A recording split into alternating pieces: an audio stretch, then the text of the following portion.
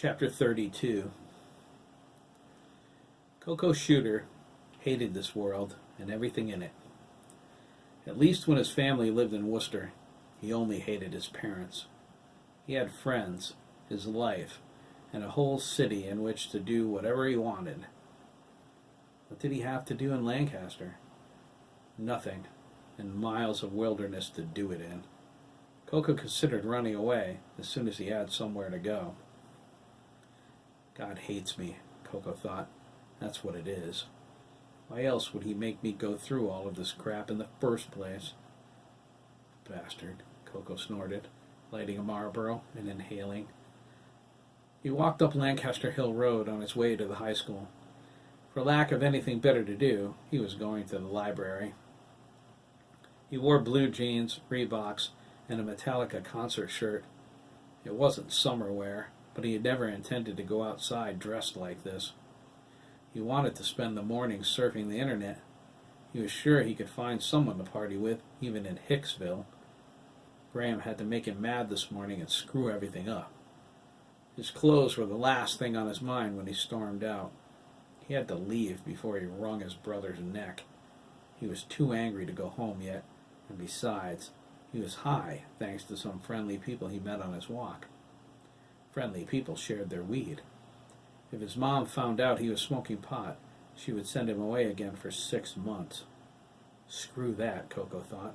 You're not locking me up again. Coco stormed out of his house this morning, determined to walk back to Worcester. Getting caught might be what the detective needed to realize he had 2 sons, not 1. He walked as far as the Lancaster town line before turning back. It wasn't that bad at home, not yet, but Coco swore if they didn't stop pushing his buttons, he was going to split. If he were high, he wouldn't get angry. That was the problem. He wasn't high, and he wanted to be. He started a quest to get high before the end of the day. Coco walked the trails and visited the pond for a while. It was empty, so he skipped rocks in it until the lifeguard told him to stop. Coco asked him what they needed a lifeguard for, since there was no one there. The lifeguard replied it was the town ordinance to have one from 9 to 5 in the summer months, even if everyone spent most of their time at the pool. His name was Andre Lee. He was Andrea's older brother, a senior at Lancaster High School this fall. He was shorter than Coco, about 5'7", but he was ripped. Andre said it was from karate. He was a second-degree black belt in Taekwondo. His younger brother, Andy, going into the 9th grade, and his sister were both black belts too. His father was Korean, and his mother was American, of Spanish-Italian descent. He had wavy black hair and black almond-shaped eyes. There was no doubt of his Asian heritage. His parents met when his mother was in the army in South Korea. Andre said he didn't get high when Coco asked, but he'd share a beer with him whenever he had some. Coco only shrugged. He gave Coco directions to Legion Field and the pool. Coco passed the far corner of the farm's pasture on its way to the trails that ran behind Bog Dancer Drive. He was amazed at all of the people there. He watched them moving stuff for a while, leaning on the barbed wire fence post. He noticed there were holes dug all over the pasture. He thought that was creepy, knowing each one was the unmarked grave of a murdered teenager. He debated going over to see what was up, but decided not to when he spotted Susan Sturgess, Graham's special ed teacher. If she was there, it had to be some goody-goody crap. He went to Legion Field and watched the kids swim from outside the fence. There weren't many people, but that was no shocker. Coco thought the whole town was at the farm. He quickly became bored. He didn't have a bathing suit with him, and he couldn't join them. He could come back tomorrow, as long as he didn't have to stay with his parents all day. He wasn't sure if he was going to the funeral, but he hoped not. He hated funerals. 2 of his homeboys died from gunshot wounds last year. It was a minor turf skirmish that blew up into violence. Seeing them laying there in coffins gave him nightmares for weeks. They were always the same, too. He was standing over their corpses, looking down at them, and suddenly they opened their eyes. Screw that noise, Coco thought. He didn't want to go through that again. Zombies are insane. I would freak out if a dead guy came anywhere near me. The pungent scent of marijuana caressed his nostrils when he was almost home. Coco followed it to the Garrison's backyard. He met Francis and Vicky and determined they were friendly people. They took a few minutes to feel Coco out and make sure he wasn't a narc. Francis said he couldn't trust kids nowadays. He said the far right warped their minds into thinking older people were the enemy. Vicky lit the biggest joint Coco ever saw. He stared at it, salivating, as Francis and Vicky passed it between them a few times. Coco was drooling by the time they offered him some. The first hit was the biggest one he ever toked in his life. He's not a narc, Francis insisted. Nope, Vicky agreed. No narc tokes like that. Coco held in the smoke. Grateful Dead music started playing from inside the house. Francis and Vicky looked at each other nervously. Coco exhaled. Who likes the Dead? He coughed. It's just, Vicky began. It's our son, Francis interjected. Not feeling good. Flu or something. He's in his room. He's about your age, Vicky said, and sobbed. She covered her mouth, fighting back tears. Is it serious? Coco asked. No, Francis and Vicky cried. Simple stuff, Francis said. 24-hour bug. He changed the subject. Hey, don't bogart the joint. They smoked with Coco until they were all stoned. Vicky poured a glass of wine. She offered him some, but he declined. Coco didn't drink. It made him throw up. They asked if he planned to go to the funeral. The entire town was likely to be there. Coco said he didn't think so. He wasn't sure. His family was new in town, but they were meeting people quickly. Coco started to feel lightheaded and paranoid. He said, I don't like dead people, especially dead kids. Me neither, Vicky whispered. Francis shot her a glare. Vicky rolled her eyes and sighed. Mom suggested I get a job from that farmer, Coco thought, disgusted. God, she's ignorant. Coco thanked the Garrisons for their hospitality. They told him to come by again when he had something to share. He was almost to the edge of their yard when Vicky asked him where he was going. I'm not sure, Coco shrugged. They seemed a mile away through the haze of the drug. Store, I guess. Look at magazines or whatever. If you want to read something, go up to Lancaster High School, Francis suggested. The library's open. Coco considered that. The high school must be air-conditioned. Coco said goodbye after Vicky gave him some quick directions, even though he didn't need them. He'd been there already when his mother registered him for the upcoming year. That was another thing that made him mad. Coco went to a special school for troubled teens in Worcester. He only had to go to class for a couple of hours a day. His mom nixed that when they moved here. She insisted he go back to regular school. Coco wondered if they had that kind of program here. If they did, it was a simple matter to get into the right trouble for a referral. He wasn't stupid. He knew how far to push it before he crossed the line. He wanted an education, but he didn't want to go to school for 8 hours a day with a bunch of lame country hicks. He was 16, 17 on November 21st, and should be a junior. He was behind a year from all the school he missed and would be a sophomore. He wasn't thrilled about that either. Coco crossed the high school's lawn. He dreaded September. He would be the new kid on the block. Nerds would talk to him and try to be his friend. The hard cases would get up on him to test him. Coco knew the routine. He did it to new kids a dozen times. He didn't like it, but he could handle it. He wasn't particular. He only needed one stoner friend. He couldn't care less if that person was a nerd or a skater, a gay or a jock, as long as he got high. He stepped through the front doors of the high school and sucked in a lungful of refrigerated air. Thank God, Coco exclaimed. The heat outside was incredible. He hadn't felt it much since he was high. Now that he was inside with the air conditioning, he knew he must have been roasting. He stood in the main hall for a second, cooling off and scoping it out. There was a square carpet in the middle of the black tiled floor. It was blue and white, which he assumed were the school colors. It said Lancaster High School Eagles on it. The words were in a circle around a bird with angry-looking claws swooping down to strike. Coco nodded. At least they're not something lame like the Bulldogs or whatever, he grumbled. He spotted a drinking fountain by the door to the main office. Ah, he whispered, salvation. Coco drank forever, gasping and snorting as he slurped. He liked the way it arrogantly echoed in the hallway. He would probably get cautioned if school were in session. He needed to remember this. It was an excellent way to meet the right people. He couldn't think of a better way to begin, as obnoxious as this sound was. He pushed away from the fountain.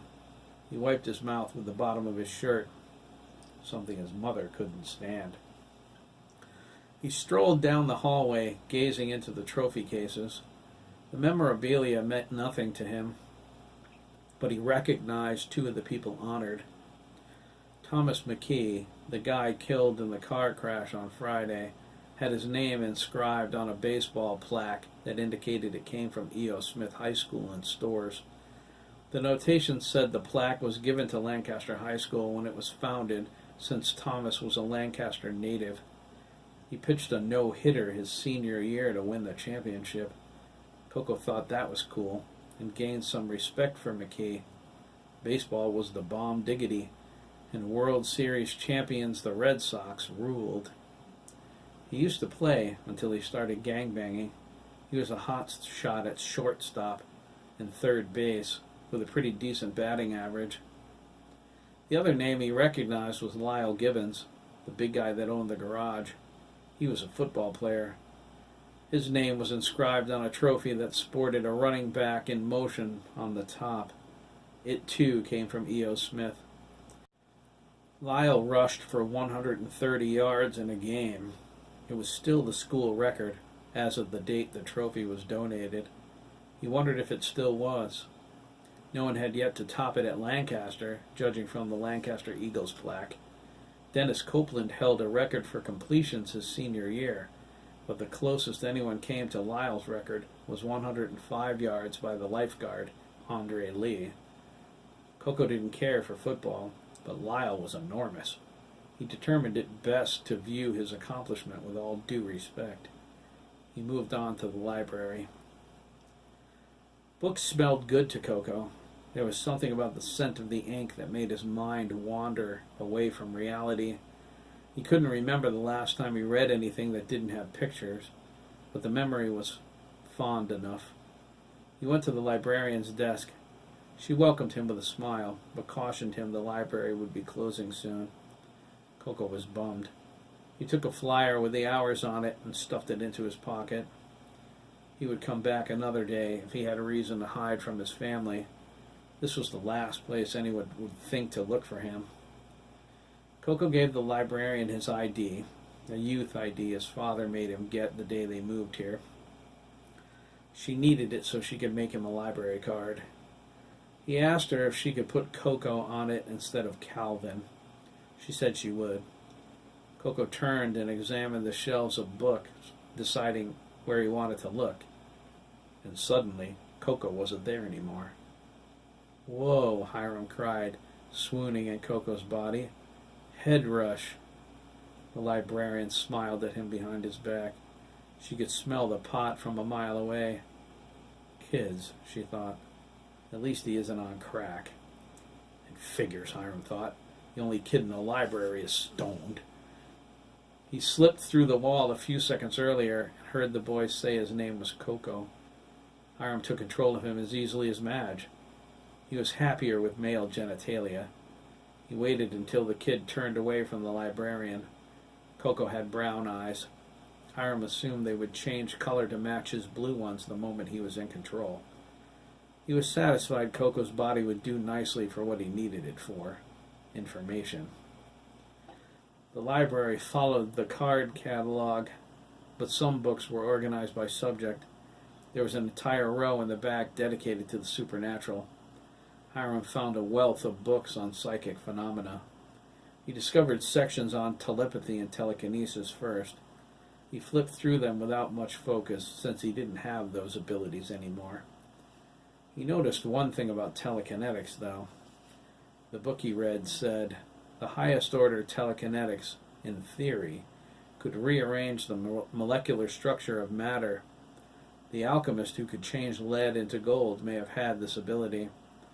Since a nuclear reaction involves splitting an atom, a higher order telekinetic, or pyrotic, might be able to accomplish this by the force of his will alone. Hiram thought that was hogwash and moved on. He had telekinetics for a short time. He couldn't do anything so grandiose. He found what he was looking for in the 6th article he scanned. It was a thesis written by a college student some years back and donated to the library. Powers of the Mind and Other Natural Phenomena. Hiram smirked at the author's name, Randall P. Gardner. He sat at the reading table, immersed in the writing. The book said, astral projection is the ability to separate the body and the spirit. The psychic who masters this technique can use it to travel over great distances, the limits of which are unknown. The astral projectionist can enter the bodies of others, and depending on their strength of will, effectively possess that person for short periods of time. The astral projectionist has the unique ability to work beyond the reaches of human consciousness. The realms of the spirit are open as well. The astral projectionist may be able to tour realities inconceivable to the minds of conscious, physically bound regulars. It is commonly believed the astral projectionist should take care. There are no maps to the astral plane. If theories of other dimensions proved true, the astral projectionist who strays too far from normal reality may not be able to find his way back. That would suck, Hiram whispered. Coco's voice was still maturing. It cracked just then. Hiram blushed, embarrassed. What if the astral projectionist wandered into hell? Would Satan be open to an uninvited guest? Would St. Peter be inclined to ask an astral projectionist to stop in heaven for a cup of tea? There's limbo to consider, too. In theory, limbo is the space between dimensions that has neither form nor substance, but has the potential for both. Was the astral projectionist to drift into one of these pockets of unformed reality, would he ever want to leave? If thoughts became real here, if we possessed the power to create our own world, what use would we have for this one? What kind of world would the mind create in a realm free from all earthly inhibitions and morality? A good one, Hiram mumbled. Morality blows. He read further down the page toward the end of the section. No astral projectionist can remain outside of his body forever. If the spirit endures separation for too long, the body will die, severing the anchor cord. The astral projectionist will move on to the next level. The exact time allotted each astral projectionist varies by their strength of will and the distance they travel. Feelings of anxiety might be a warning sign for the astral projectionist to return to their body and renew their strength. Experience can be a hard teacher in this respect. The astral projectionist could only make this mistake once. There are other dangers to consider. A disembodied spirit is a disembodied spirit. Religious incantations such as exorcism or magical spells, both of which operate under rules not necessarily in tune with physical laws, could adversely affect the astral projectionist. Avoid mediums, as they can control spirits to a degree which might prove detrimental. I'll take that under advisement, Randy, Hiram snorted. He brought the paper back to the shelf. There are a few other books with information, but he didn't find anything as specific as that one. Hiram felt woozy. He was about to leave and return to Brandon's body when the librarian called to him. Hiram walked over and nodded. She smiled at him and remarked how screwy ID pictures were. She held Coco's up by his face. His eyes were brown in the picture.